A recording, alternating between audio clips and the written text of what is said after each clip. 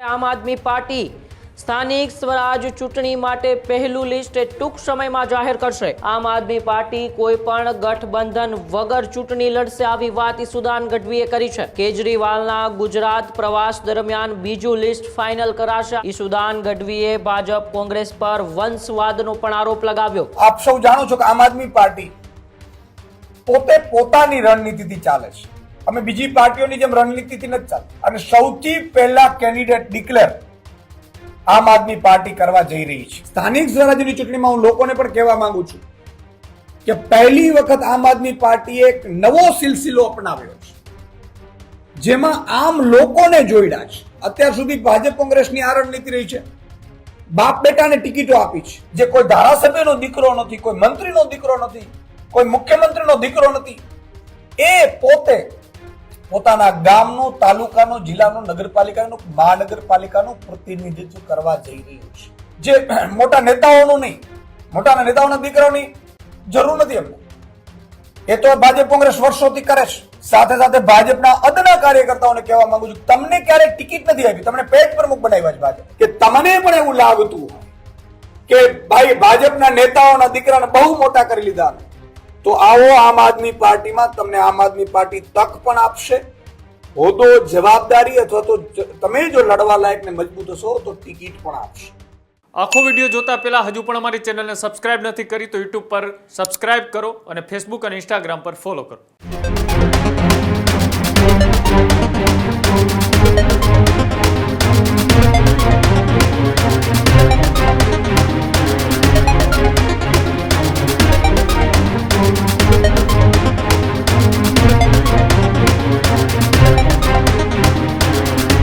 સ્થાનિક સ્વરાજની ચૂંટણી પહેલા હવે રાજકીય પક્ષોએ પોતાની ગતિવિધિઓ તેજ કરી દીધી છે, ત્યારે આમ આદમી પાર્ટી સ્થાનિક સ્વરાજ ચૂંટણી માટે પહેલું લિસ્ટ ટૂંક સમયમાં જાહેર કરશે।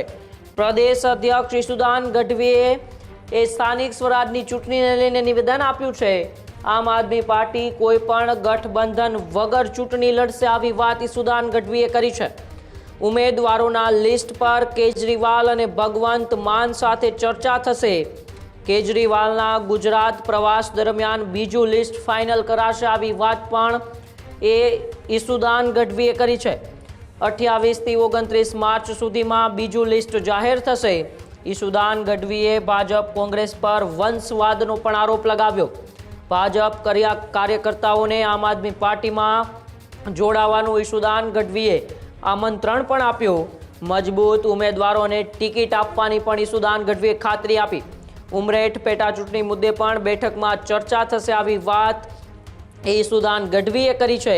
ત્યારે હવે આમ આદમી પાર્ટી થોડા દિવસો પહેલા જ જાહેર કરી દીધું હતું કે આખા ગુજરાતમાં સ્વતંત્ર રીતે સ્થાનિક સ્વરાજ્યની ચૂંટણી આમ આદમી પાર્ટી લડવાની છે। ત્યારે બધા વચ્ચે હવે પ્રદેશ પ્રમુખ ઈસુદાન ગઢવીએ અત્યારે મોટી જાહેરાત કરી છે કે ટૂંક જ સમયની અંદર સ્થાનિક સ્વરાજની ચૂંટણીના ઉમેદવારોનું પ્રથમ લિસ્ટ આમ આદમી પાર્ટી જાહેર કરી દેશે।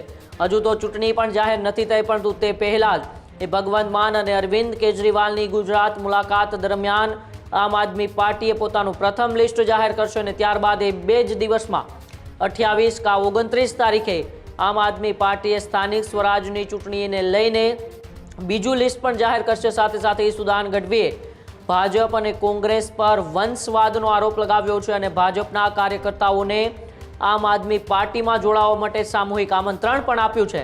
ત્યારે સ્થાનિક સ્વરાજની ચૂંટણીઓની તૈયારીઓને લઈને આમ આદમી પાર્ટીના પ્રદેશ પ્રમુખ ઈસુદાન ગઢવીએ શું કહ્યું, આપણે તેમને જ સાંભળીએ। ખેડૂતોના, ગરીબોના, વંચિતોના, શોષિતોના અને આદિવાસી સમાજના છે એ મુદ્દે તેઓ સભાને સંબોધન કરવાના છે અને 3 દિવસીય અમારી જે સ્ક્રીનિંગ કમિટીની જે થઈ છે એ મામલે અમે શીર્ષ નેતૃત્વ સાથે ચર્ચાઓ કરી છે, જેમાં પહેલું લિસ્ટ છે એ ટૂંક સમયમાં અમે જાહેર કરવાના છીએ। ઉમેદવારોનો આપ સૌ જાણો છો કે આમ આદમી પાર્ટી પોતે પોતાની રણનીતિથી ચાલે છે, અમે બીજી પાર્ટીઓની જેમ રણનીતિથી નથી ચાલતી, અમે અમારી રણનીતિ ચાલીએ છીએ અને સૌથી પહેલા કેન્ડિડેટ ડિક્લેર આમ આદમી પાર્ટી કરવા જઈ રહી છે।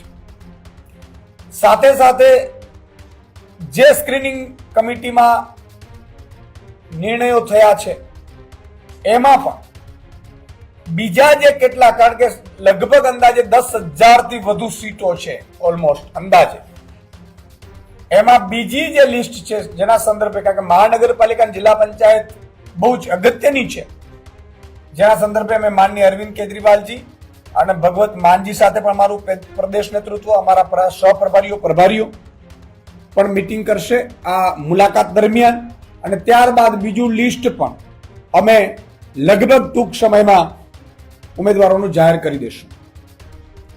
સાથે સાથે આપને જણાવતા આનંદ થાય છે કે આમ આદમી પાર્ટી માનનીય અરવિંદ કેજરીવાલજીએ, માનનીય ભગવત માનજીએ જે વિઝિટ કરવાના છે એ વિઝિટના સમયે જ લગભગ ઓલમોસ્ટ અમે બીજું લિસ્ટ પણ અમે તૈયાર કરી લેશું, જે આગામી 28 કે 29 માર્ચ સુધીમાં એ બીજું લિસ્ટ પણ જાહેર થઈ જશે.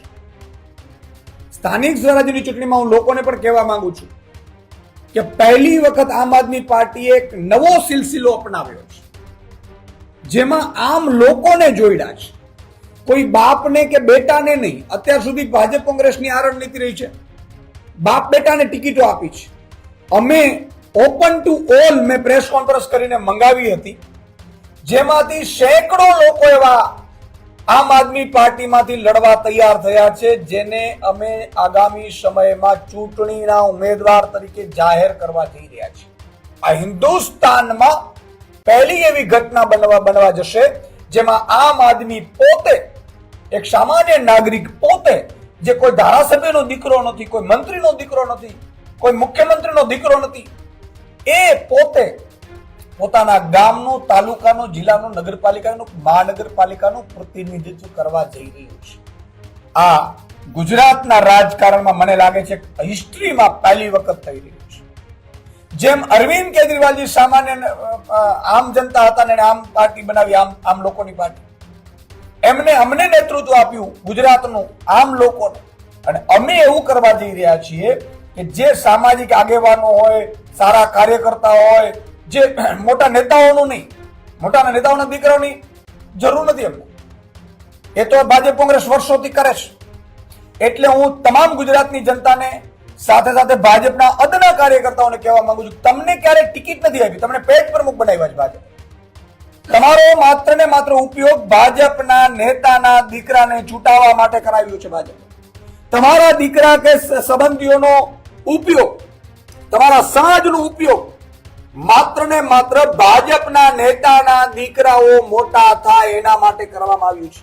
હું એમને પણ વિનંતી કરું છું કે તમને પણ એવું લાગતું હોય કે ભાઈ ભાજપના નેતાઓના દીકરાને બહુ મોટા કરી લીધા, તો આવો આમ આદમી પાર્ટીમાં, તમને આમ આદમી પાર્ટી તક પણ આપશે, હોદ્દો, જવાબદારી, અથવા તો તમે જો લડવા લાયક ને મજબૂત હશો તો ટિકિટ પણ આપશે. હજુ સુધી તમે અમારી ચેનલને સબસ્ક્રાઇબ નથી કરી તો અત્યારે જ ન્યૂઝરૂમ ગુજરાતને સબસ્ક્રાઇબ કરો, ફેસબુક અને ઇન્સ્ટાગ્રામ પર ફોલો કરો.